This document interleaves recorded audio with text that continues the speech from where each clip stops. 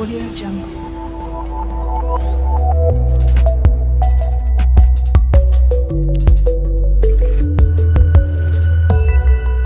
Audio Jungle.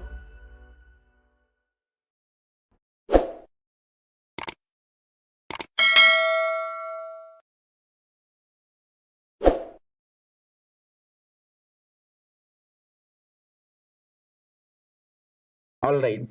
Now, as you had seen elongation, so this elongation is what? Because of two reasons. One was due to mechanical load.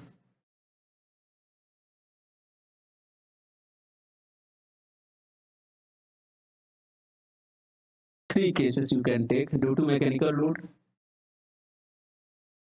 due to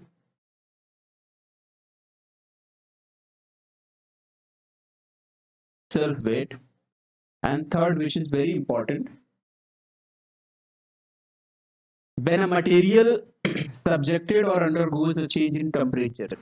Okay, so there is also called thermal stress.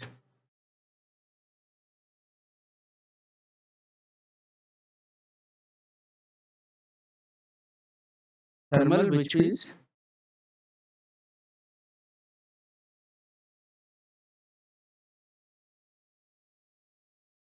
due to temperature change. Okay, so you had seen case 1 when it is, suppose, object which is subjected with mechanical load P. Case 2, when that material is what? Elongation you may get due to self weight. Okay, and case 3 is what? Suppose this is the object, and in this object you are supplying heat. The heat is nothing but the function of change in temperature. If change in temperature for this object you may have, then you will get elongation. Okay, then you may get elongation. So here also you will get elongation because of the self weight. This is nothing but delta L. This is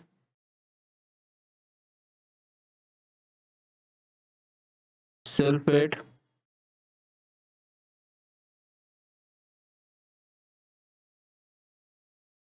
Mechanical load, so here also you may have delta L, and this is the temperature variation. So here also you may have delta L. So this elongation, which is nothing but delta L, basically because of three factors. Okay, why I'm saying factor? Because if any three of anyone will happen, then definitely you may get that elongation. Okay, 1, 2 and 3. So due to mechanical load, this one you already have seen, we had calculated. Due to self weight, you also have seen, this one is what done. Third we have to do. This third is what? Very special. Okay, sometimes question will be asked based on this also. It's very simple. So hope you understood this. When any material or any object which is subjected to the change in temperature, why I am saying change in temperature? Suppose earlier that material is what? At 20 degrees Celsius. Now you are supplying heat to that material. Suppose now temperature becomes 50 degrees Celsius. So that temperature difference you will observe over the structural member. So because of that temperature difference, delta T, which is called delta T, change in temperature, we will get a deformation, we will get elongation. Okay, so that we have to calculate. It's very simple. So always remember, it is not always when you will change the temperature, so definitely you will get elongation, that is true, but it is not necessary every time you will get thermal stress. Okay, so better instead of thermal uh, stress, I must say thermal loading. Okay, uh, or temperature difference I can write. Anyway, so here we'll talk about the thermal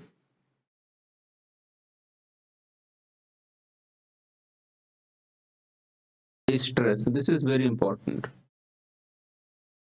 Thermal stress and strain. And strain. Okay, this is very important. Today we have to discuss this. So,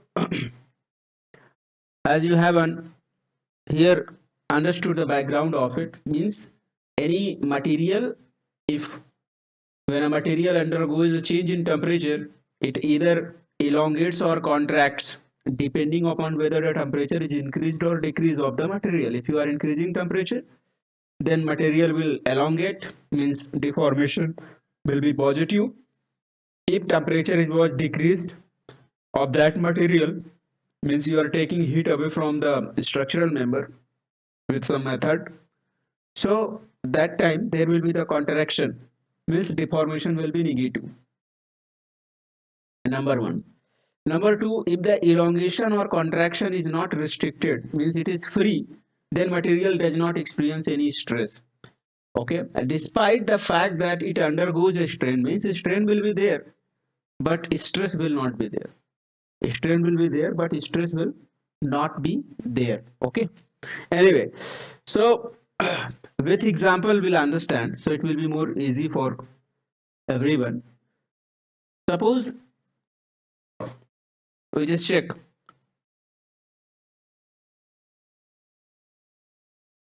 this is the structural member. Okay, and this is what? Stopper. Sir, This is what is stopper. So this is what is stopper. Stopper. Okay. Now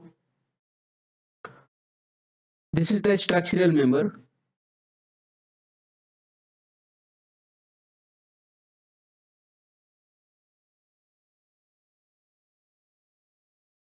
This structural member length is nothing but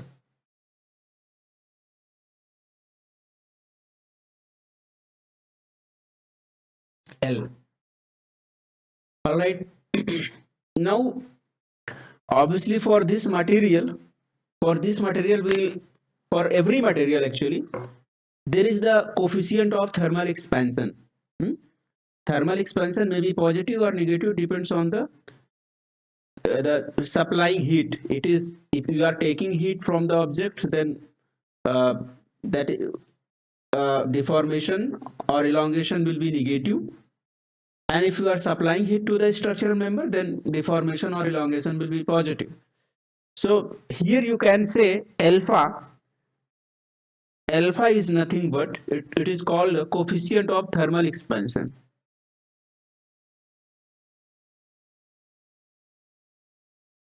In short, I am explaining this.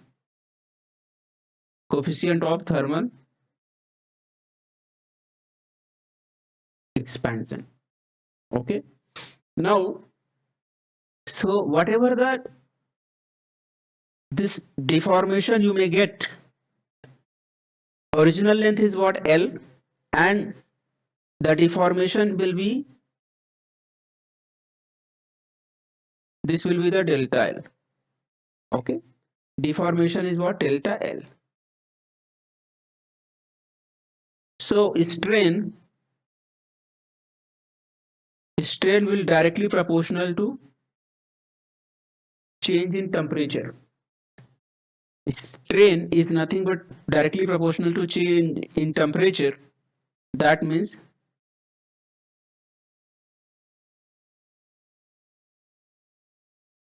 change in temperature, you are supplying heat here, so you may get delta T. Heat you are actually supplying, so you may get delta T. That is change in temperature. Change in temperature.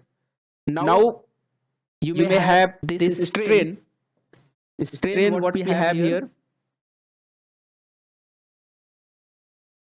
directly proportional to delta T. Sir, previous slide.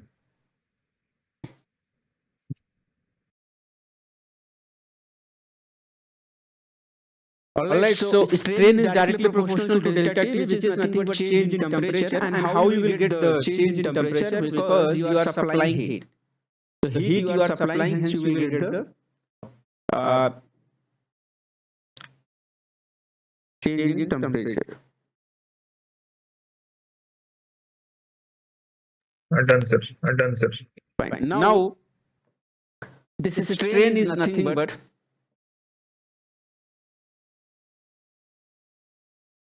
it is what is the strain? Delta L by L. Change in length by original length is the strain, directly proportional to delta T. If you remove this proportionality constant, then you may have alpha. Okay, you may have alpha delta T. This is the proportionality constant. Don't get confused because both it looks like alpha. Proportionality.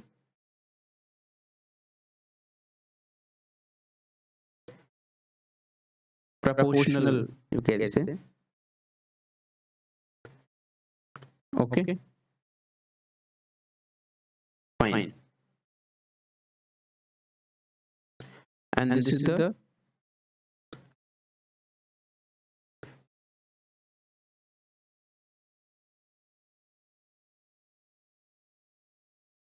constant called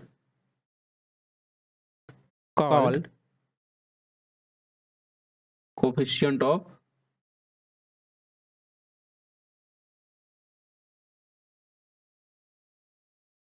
thermal expansion. If alpha is the positive value, then it's called expansion. If alpha is negative, then it will be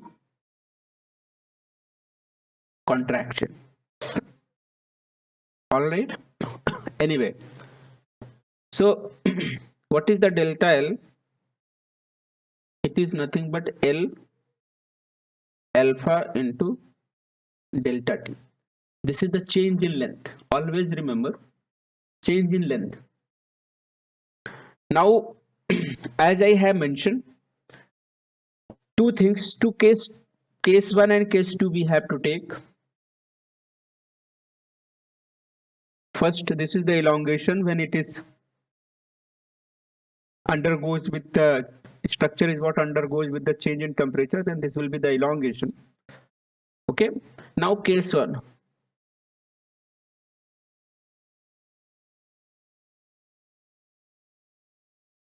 If free expansion is okay, expansion or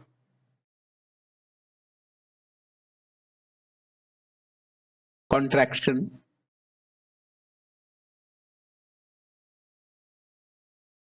in structure. That example I will show you.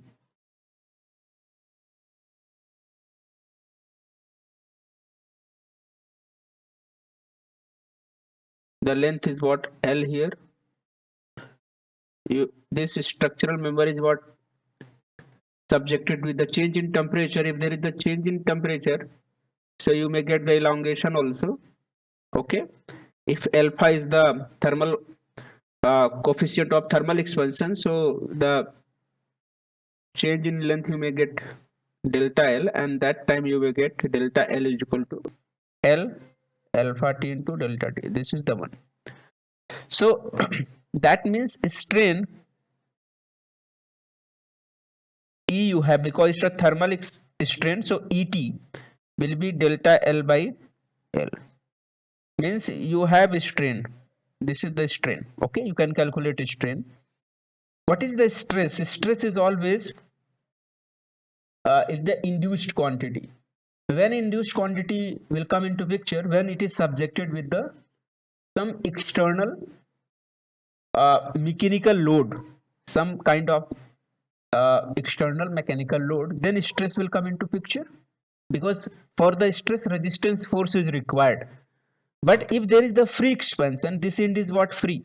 Okay, this end is what? Free. So we are not getting any resistance force for this structural member. So in case of the free expansion or contraction, strain will be there, but what about stress? Sigma T, thermal stress, sigma T will be 0. Why it is 0? Because we are not getting any resistance. Note.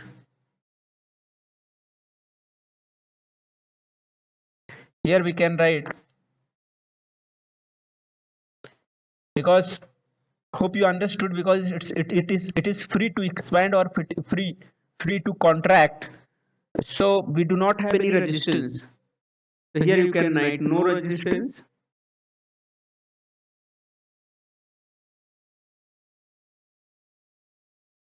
Hence, in short I am writing, hence no stress. But now going for the next case 2.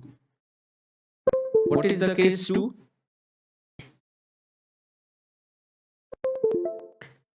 If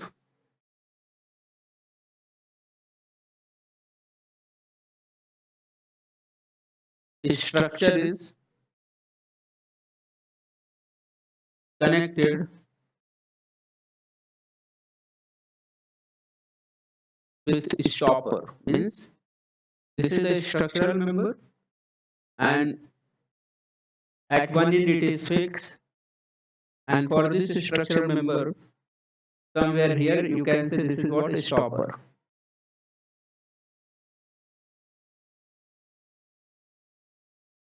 This is the stopper. Again the length is what? L here. Thermal expansion alpha, it is subjected with the change in temperature delta T. So this will try to expand. Okay, this will try to expand. So expansion will be like this. Until unless it is not connected with the stopper, it will be the free expansion. But suppose it is expanding and it is now connected with this stopper. So this structural member will try to expand, but this stopper will try to resist it, because this stopper is what? Fixed, not movable. If this stopper is what? Not movable, but this structural member is what? Try to expand because of this temperature difference. So this stopper what will do? It will try to resist that expansion. So this stopper try to resist expansion. It will try to resist expansion, hence will have resistance, hence will get the stress. Hence will get the stress, because this stopper will try to resist it, and this structural material will have a resistance force like this. It will try to resist it. Just opposite. This will be the structural member, it will try to expand, so that forces will be acting in this way. But at the same time, we have a stopper, so stopper will try to resist this expansion. Resistance will be there. You have resistance, it means stress will be induced. Stress will be induced. Yes or no? Simple formula, what is the stress? So it is nothing but, stress is nothing but directly proportional to strain, and if you remove directly proportional, so young modulus will come and strain. What is the strain? It's a thermal stress. What is the stress? It is thermal stress. What is the strain? It is thermal strain. So sigma T thermal stress. Here I can write.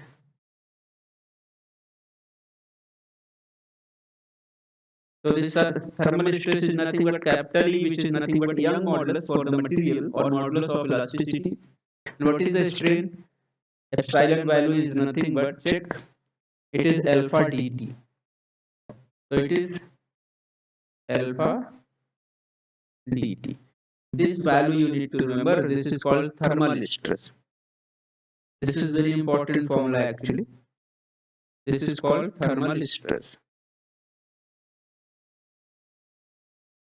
So thermal stress is always directly proportional to this thermal expansion, and very important, it is the function of temperature change. Okay, so if it is expanding, here it is expanding, and suppose this length is nothing but x. Okay, this actual length is nothing but x.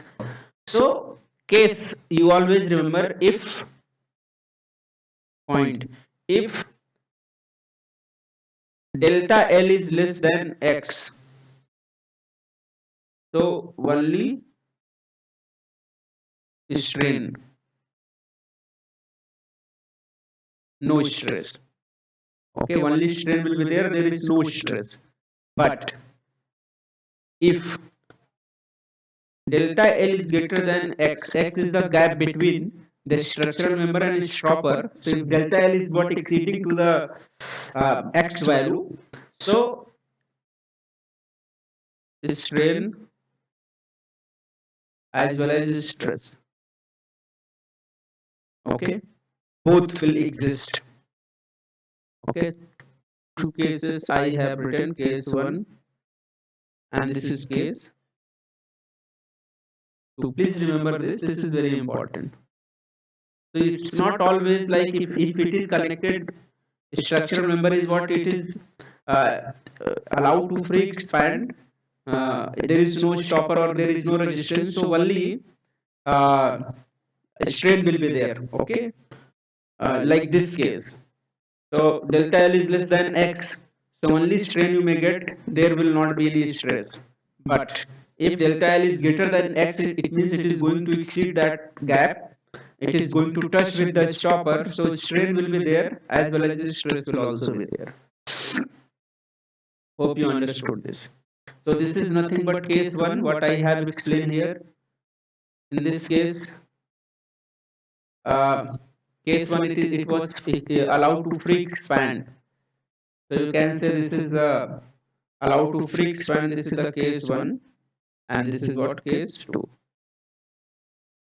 So in case 2 also, if stopper is there but structural member is not going to touch that stopper, then again it will be a like free expansion. Hope you understood this. Fine, we'll go for the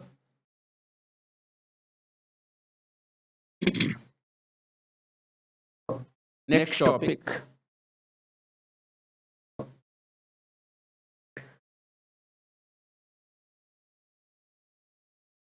Called composite bar. Okay, we'll talk about the composite bar. Composite bar means if now that structural member is what connected one bar to another bar. Okay, so that time what will happen and how to get the elongation? Because till now we have started that calculation for the elongation point of view. Okay, so elongation for the mechanical load, elongation for the self weight condition, and third you had seen here due to the thermal loading condition. Okay, now we'll talk about the composite bar here. So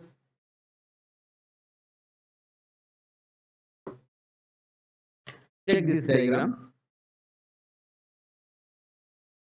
Composite bar.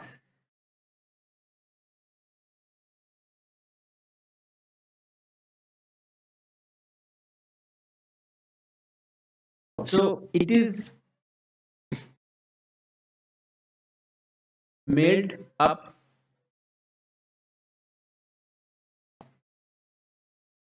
of 2 bars, even more than 2 also, but at least minimum 2 bars of different material, different materials. Okay, and they will be joined perfectly together. Okay, materials perfectly joined together. There is no slip motion between two bars. So here I should write perfectly joined together.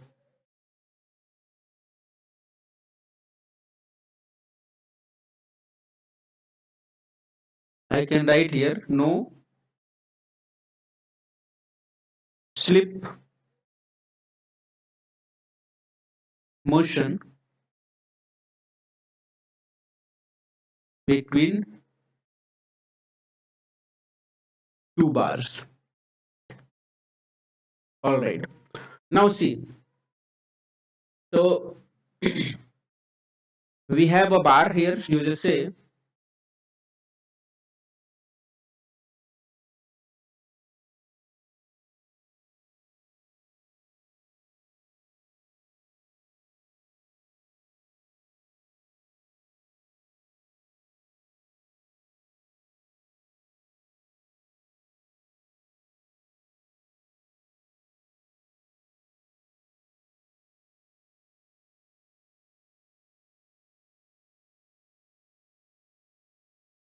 for this composite bar. Now suppose it is fixed at both end. Okay, it is fixed at both end, and for this two structure we have. Okay, we have a two structural member and it is connected to each other. Now for this, suppose we want to calculate what is the stress distribution, and in this stress distribution, if total load will be applied, then suppose total load we are talking, it is nothing but P. I just say this is the W load. Okay, now what will be the load shared? I have for this structure, we just say this is the X structural member and this is the Y structural member. So for this area will be AY and for this area will be AX. Okay. For this young modulus will be EX for this structural member and for this structural member young modulus will be EY. And load is what? Applied T. So what will be the load shared by the materials of this composite bar, or you also can call it compound bar?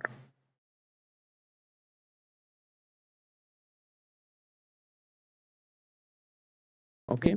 So what will be the load shared? Sir, your mic is on mute. Okay. See what I am saying. We have this composite bar or compound bar. Two bars here. It is connected. There is no slip motion and all. This bar is what nothing but called X bar, and this is what Y bar. For X bar, area is what AX, and young modulus is what EX. For Y bar, area is what AY, and young modulus is EY. Okay. Now the total load we are applying to this compound bar is what P, which is also we can say W. Okay. Now the point is what will be the load shared by the materials. Now this type of configuration you may get sometimes. Suppose somewhere you might have seen that wall and there is this is the wall in new in construction and all you might have seen. We have here iron rods. So this is what compound. This is called a compound bar condition. We have these iron rods here, and this is the cemented wall, and both are rigidly connected to each other, perfectly joined together. Okay. And now if you check total load, so the total load will be sharing with these iron rods as well as this cemented wall also. So now the similar kind of the example you have here. Okay. Now for this you are going to calculate what is the load shared. So here you need to find the shared, load shared, load shared by the materials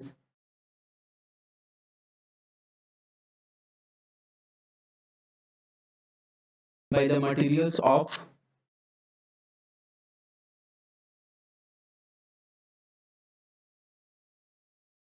a compound bar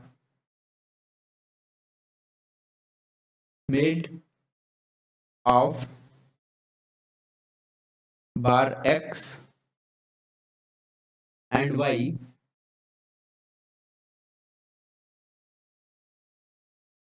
due to load P.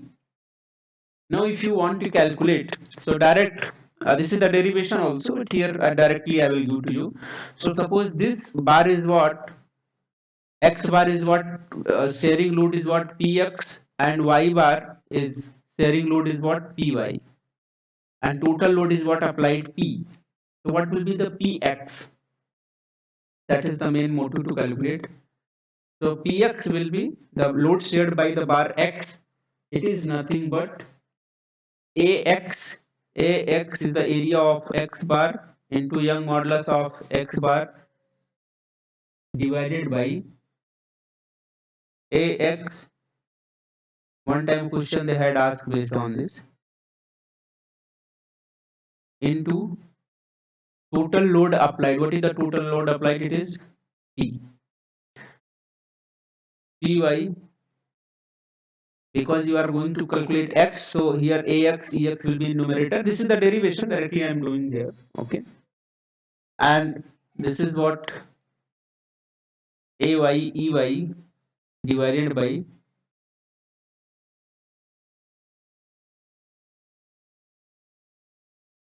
into total load applied. You always remember this is the shortest method I have given to you.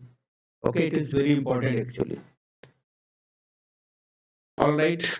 Anyway, this is the one thing. Second, this is the case one. Okay, this is the case one. Here we have discussed if the load, what will be the load shared. So this is the case one for this compound bar. Now we'll talk the another case of this compound bar. Suppose case 2. So you remember this formulation. Okay, direct formula I have given for this. That question will be asked to you. So that time they will give the area, Young modulus. Okay, and total load will be given to you. Suppose so they will say like, okay, for bar X what will be the shared load, and for bar B. So in this formula it is given clearly, and with the help of this you can calculate it. It's very simple one. Okay, that's very simple one. Anyway, now we'll go for the second case of this composite or compound bar. So what is the second case? In second case, we'll see the elongation or the stress distribution. Till now here you have seen that load distribution. What about the stress distribution for the both cases? How to get that?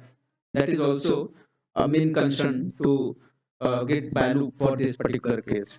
Okay. Now,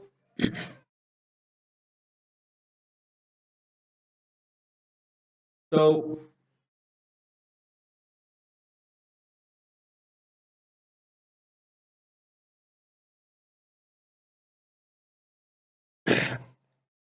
here this is the load. Okay, but suppose they will say like, okay, for this bar also you calculate the change in length, so because of this load P.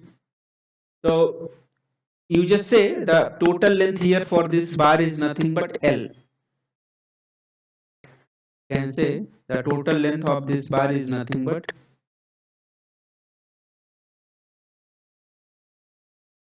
L. So if that condition is what, like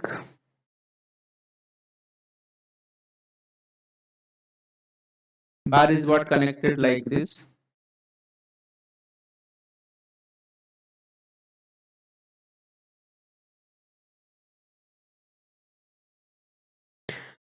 Here this is what X bar and this is what Y bar. So AY, EY and PY. This is AX, EX and PX. If because of this load they are talking about the change in length. So this change in length delta L. What will be the delta L now? So this change in length will be P total applied load into original length divided by AX, EX. This is very special actually, I am giving this. And this is simple to remember. It's not difficult thing. It's very simple. How to remember? It's very simple. You write it, and this is the derivation, but directly formula I'm writing. How to remember? I will tell you that tricks for the competition. You don't go for the derivation. I told you many times. What is the load shared by the x bar? It is px. What is the load shared by y bar? It is py. What is the total load applied here? It is p. So this diagram also you can show by this way also. This is also correct. Huh? Check the second diagram I have given, this one. And this is this bar, composite bar or compound bar is subjected with the load P.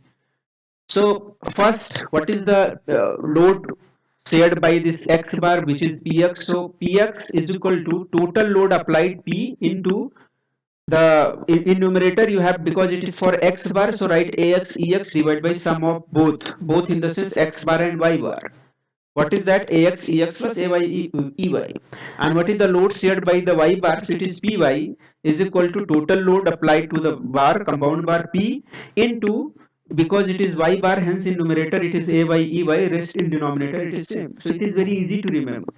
Now if you talk about the total change in length, which is nothing but elongation, so it is, yes. Sir, for 3 bar, it will be again uh, EZ plus EZ. Yes, actually for third bar also if it is there, so you can write px, py, pz, but that time ax, ex or ay, ey directly here you are writing. For the pz, you need to derive. The derivation is very simple actually. Okay. So you cannot say, Okay, because sir. at that time there will be the three bars, so you cannot say for PZ is it is P, AZ, EZ and denominator. I cannot say like that, because if you derive it, derivation is very simple. If you say it will take hardly 10 to 15 minutes, I can derive here, but it is not useful actually. Derivation is not useful. It's simple mathematics only. You can take any textbooks, Ramamurtham or anyone. You can derive by your own, and once for two bars you will able to derive, then for third bar also it will be the same way. So now if you find what is the elongation or total change in length for the compound bar, so this is nothing but PL divided by AX EX plus AY EY. All right, so that you need to remember. This is the case 1 type. What is the case 2 type?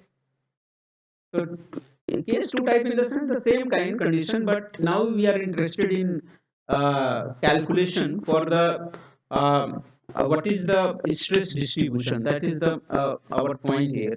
So if you want to calculate the stress distribution for the bar, so how to get that value? So this for, like this px and py you have calculated in the same way you have to go. In the same way we have to go. But this question they had asked in your previous gate also.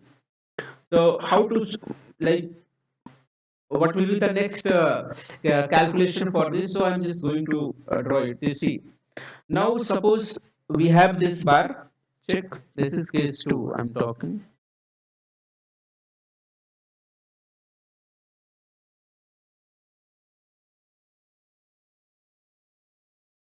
We have two bars now. Okay.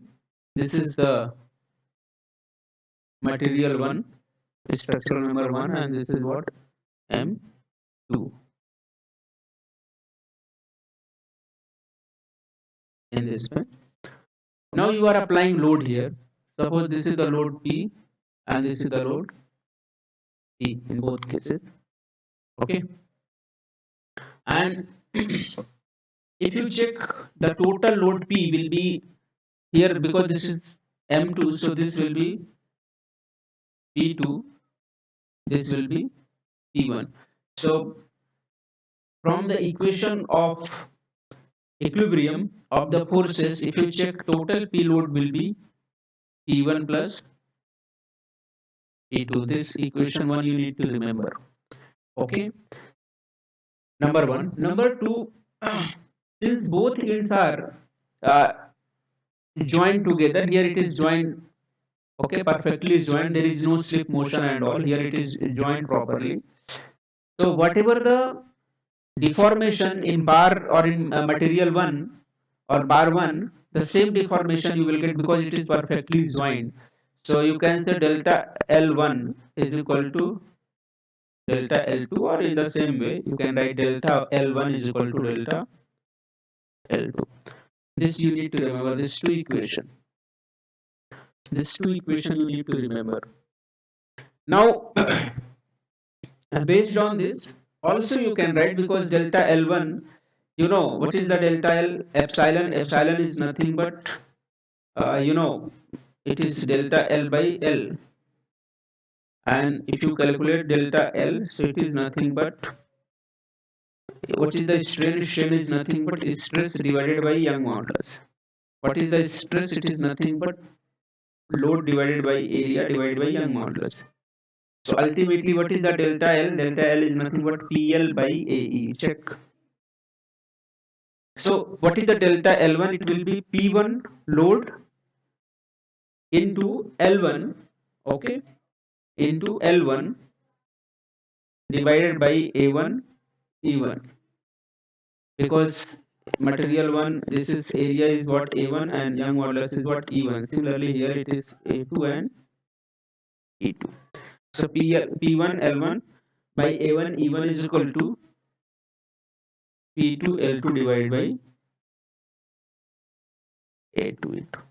You need to remember all three. With the help of these three equations, we will be able to get find the result. It's very simple only. Very simple. What will be the fourth equation? You can check here, P1 A1. What is the stress? Stress is nothing but, it is nothing but, stress is nothing but, or you can say this delta L1 what you have written, this delta L1 we can write in terms of stress also. This P1 by A1 is nothing but stress. Suppose for this bar stress is nothing but sigma 1 they have given, or if they have not given, we can consider this is what sigma 2. Alright. So P1 by A1 you can say it is sigma 1 L1 divided by E1.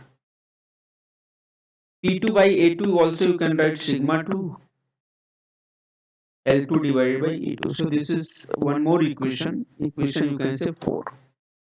So any 4 equation I have given to you, any one equation you can use. Okay. Yeah, if such type of problem question they suppose they have given, then you can go with this analysis, you may get the answer. It's a very simple one. Further, if you check here, that modular ratio term will come. Okay. So modular ratio is what basically is the ratio of the Young modulus. Let me write that also. If it is so here you can write from sigma 1 L1, because L1 and L2 will be same here. Check, if you see, L1 and L2 will be same, and that is nothing but L for this structure. So just say the total length for this structural member is nothing but L. You can say here. So L1 L2 will be cancelled out. So what will be the sigma 1? Sigma 1 by E1 is equal to sigma 2 by E2. So sigma 1 is nothing but sigma 2 E1 by E2. So this E1 by E2 called as, because it's a Young modulus, so that ratio is called modular ratio. So sometimes they will given to you that modular ratio is this. So that time you should know what will be the mean of it. So modular ratio is what? Nothing but E1 by E2 here. So this will be the final formula. So this will be the stress distribution. As I told you, for the second case, it was like need to find the uh, based on this same deformation delta L1 is equal to delta 2. With the help of this, you can check that stress sigma 1 and sigma 2 you can get from this formulation. Okay, Sir, this will help you out. The fourth equation, see what is the P1 by A1? Stress is nothing but load by stress, area. yes. Load by area. Understood? Sir, I'm asking this one, fourth one, This one fourth, right?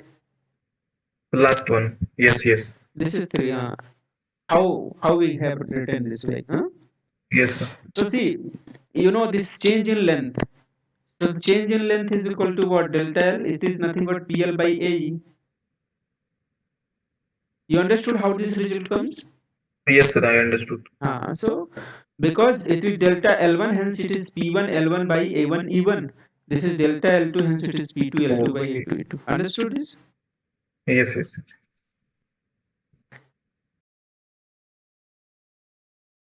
All right. So this is all about the composite bar or compound bar, what we have written here. Done. Temperature, due to temperature, what is the elongation you had seen? It comes under the thermal stress condition. Okay, it is related to the thermal stress.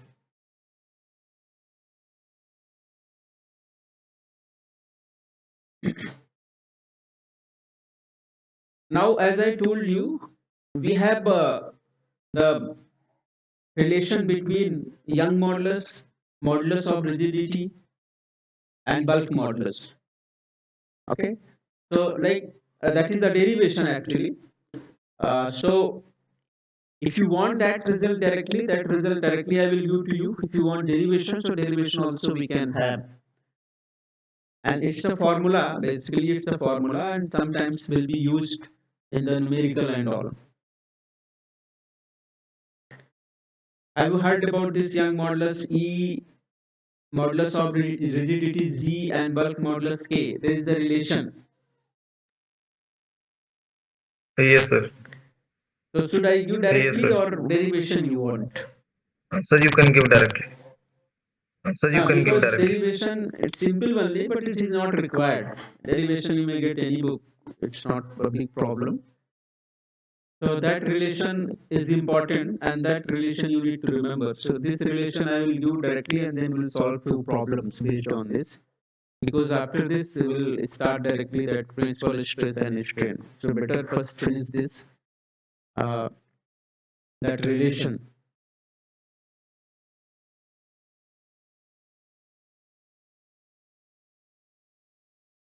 Now here.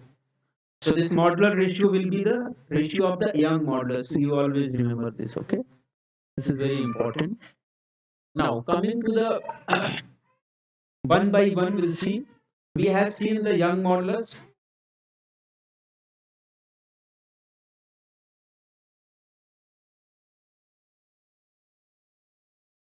Young modulus, or it is also called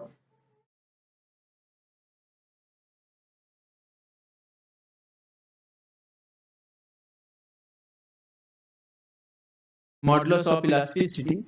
And you had seen what is the modulus of elasticity. You had seen it was defined that is stress by strain. It was defined as E is equal to stress by strain, and that also you can write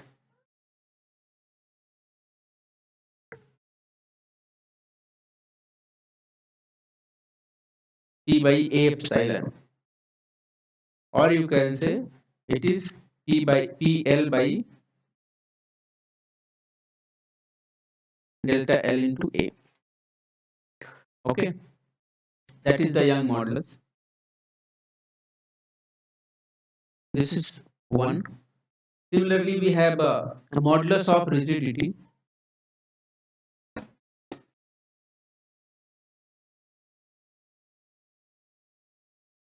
Modulus of rigidity, or it is also called shear modulus. Modulus of elasticity, which is nothing but given by G is equal to shear stress tau divided by shear strain, which is nothing but gamma. Here I can write shear stress by shear strain. Okay, which is nothing but G. Tau by tau is the shear stress and gamma is the shear strain. This is the second.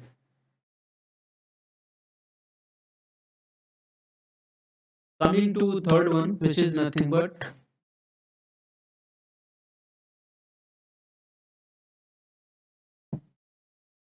bulk modulus, which is also called as volume modulus of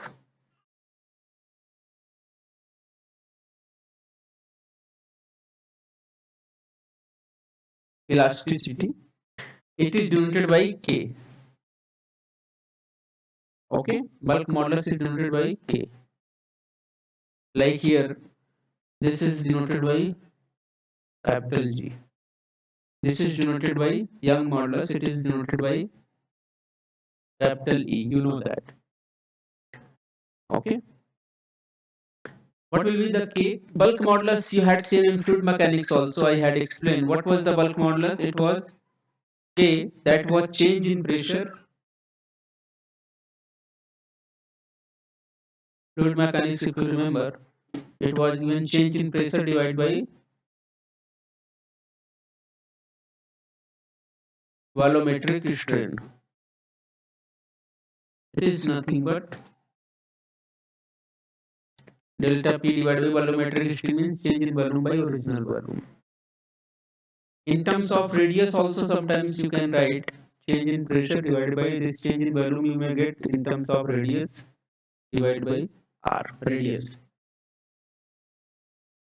Okay, or you can say that volumetric strain, volumetric strain epsilon V is nothing but change in pressure delta P divided by K, or you can say right P by K also.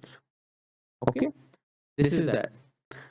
This is the formulation for the bulk modulus. Now the point is all three you know, but how to relate this with the help of single formula, that is the important point. Okay, so now for this only we need to write the relation between the three, that is nothing but Young modulus, modulus of rigidity and bulk modulus, and how to relate this, that is the important point. So by two relation we have to relate. So number one,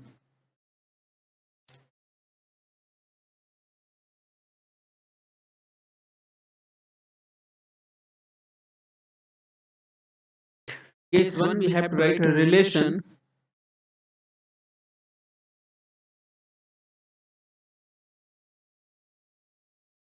between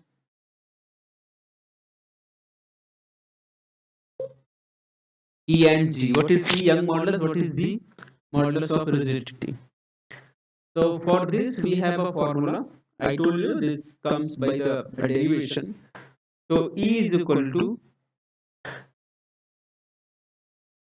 this formula you need to remember, this is the final formula, 1 plus mu.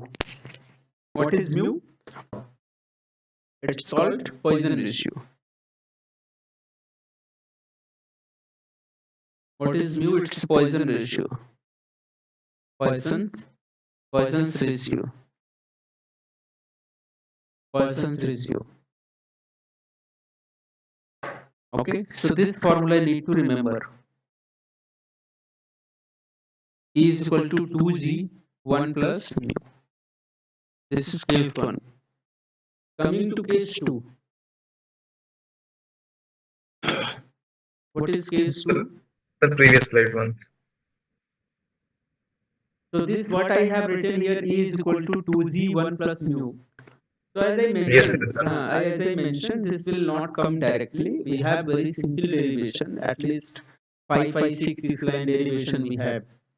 So if you go by the derivation, so you may get it, but here I told you it is not required. You just remember the formula. I'll suggest don't go for derivation. You remember the formula directly. You will get the and problem you will solve with the formula only, not derivation. Okay. Now third one, second case 2.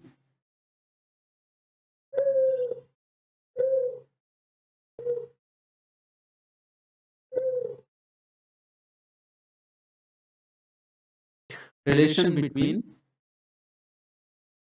young modulus and bulk modulus. What is that? E is equal to 3k1 minus 2 mu. This is also a derivation, but this final result you need to remember.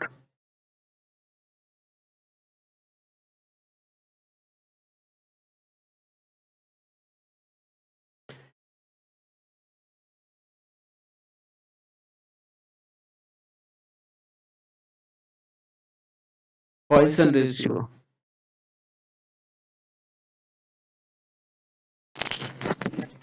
The Poisson ratio.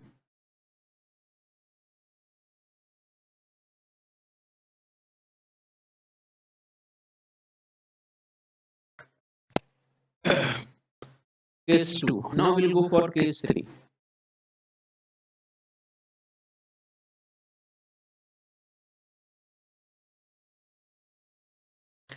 What is the case 3 relation? Relation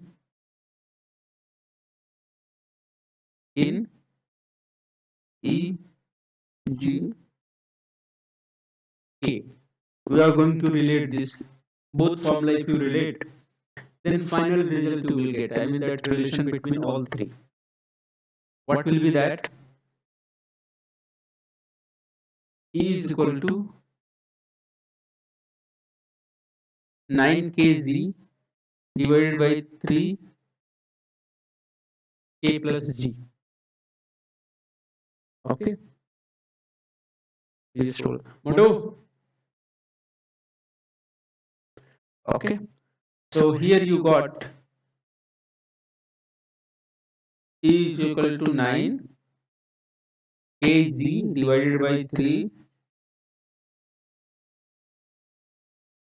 k plus g.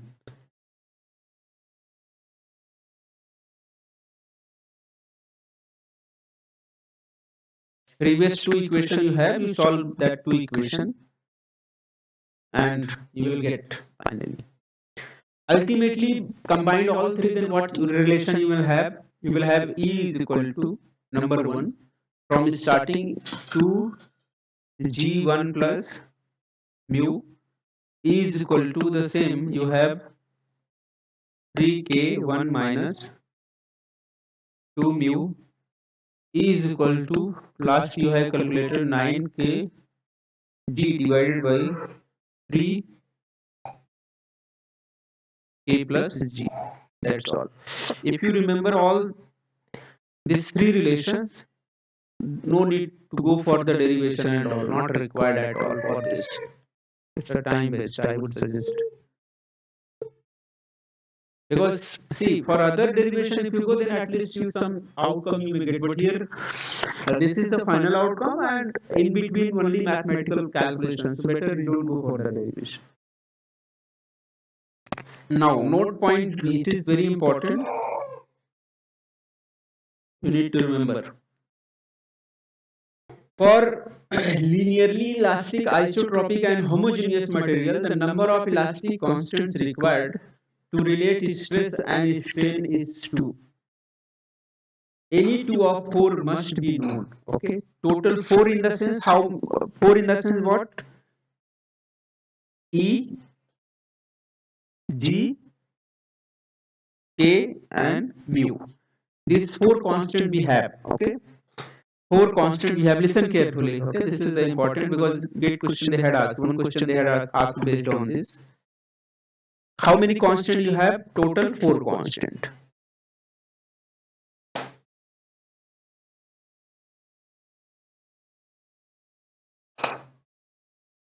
Constants. 4 constants you have. Okay. Among these 4 constant, any 2 constant required. Okay. For any 2 constant required for linearly elastic isotropic and homogeneous material to relate stress and strain relation. How many constants required? Only 2.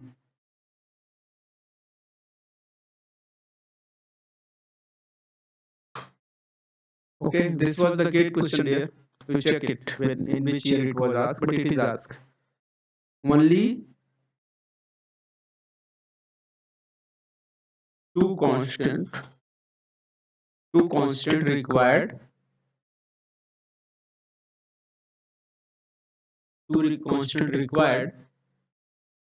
Okay.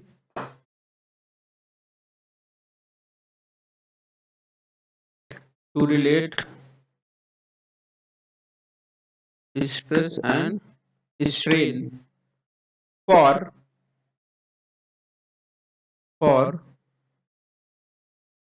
linearly elastic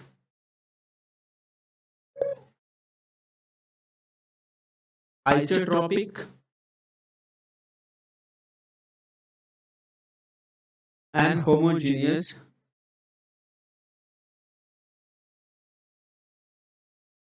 materials. Among 4, how many constants required? Only 2. Okay, only 2 constants required to relate stress strain for linearly elastic isotropic and homogeneous material. Okay.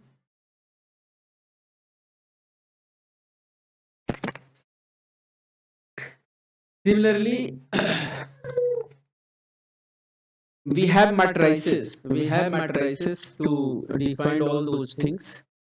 We have matrices. Okay, to define all those things. With the help of matrices, we can get other constant also. But here I would suggest not required. You just write the point only. Write the points only. So first point you have written.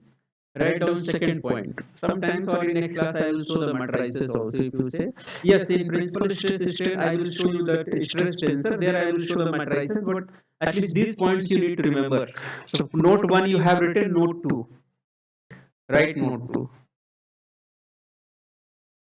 What is the note 2? Check. If the material is non-isotropic,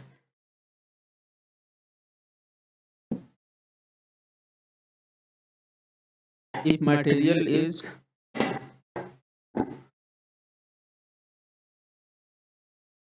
non-isotropic. Remember, non-isotropic material also called as anisotropic.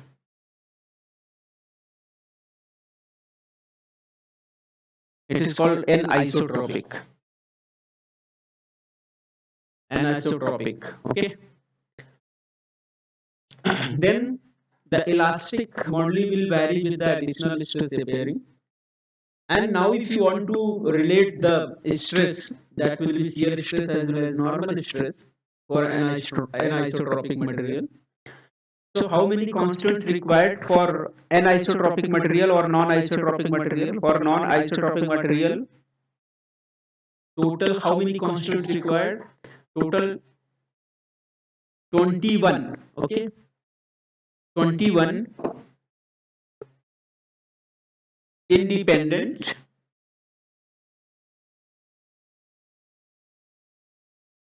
elastic constants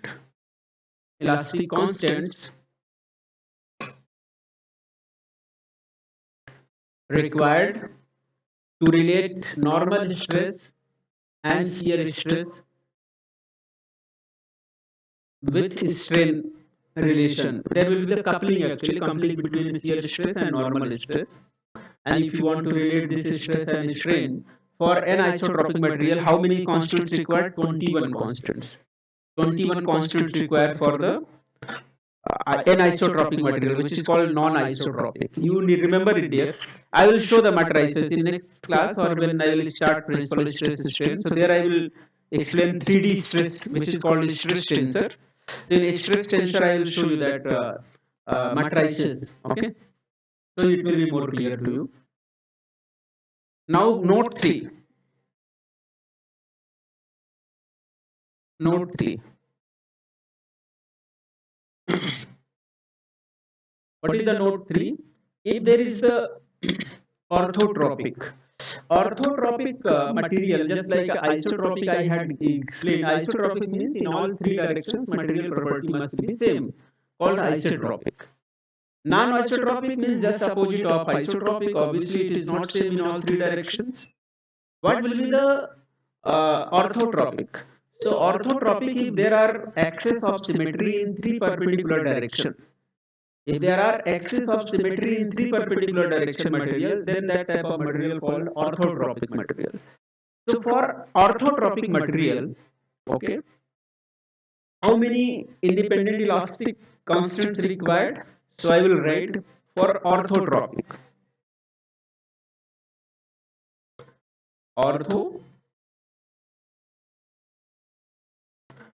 materials.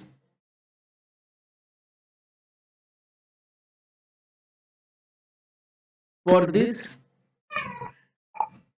9 independent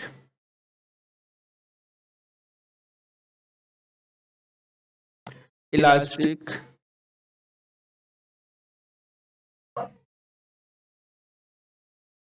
constants are required to relate stress and strain relation. Okay. So in this note 3, 1, 2, 3 I have given. This was asked in your exam. Okay. I'll underline this, what they had asked, what they had not asked, and what is the chance for the next, I mean, what they can ask. We can guess that. So this they had asked in GATE. For what? For isotropic material. Somewhere I have written. Here. For isotropic. So for isotropic,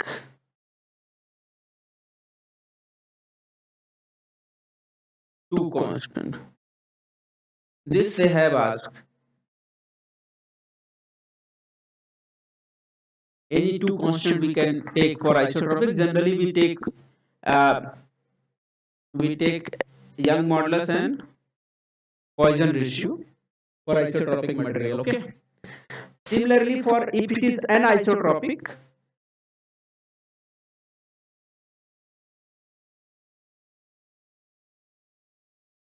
they had not asked for anisotropic, but chances are there they can ask. Okay, you need to remember this. 21 constants, independent elastic constant 21. And for orthotropic, they have not asked for this, so chances are there they can ask. Orthotropic, 9 independent constant. For all three I have explained, I mean I have given this constant number, you need to remember. It's very important, very important. First they had asked, okay, they had asked in GATE for isotropic. Remember, for non-isotropic or anisotropic we have 21, this you need to remember, and for orthotropic this 9. Orthotropic material you should know in your composite structure. If you had this subject composite structure in your graduation, then you might have gone with this type of material: isotropic, anisotropic, orthotropic. So if there are axis of symmetry in three perpendicular directions, then that type of material called orthotropic. So for orthotropic, 9 independent elastic constants are required to relate the stress and strain relationship. Done.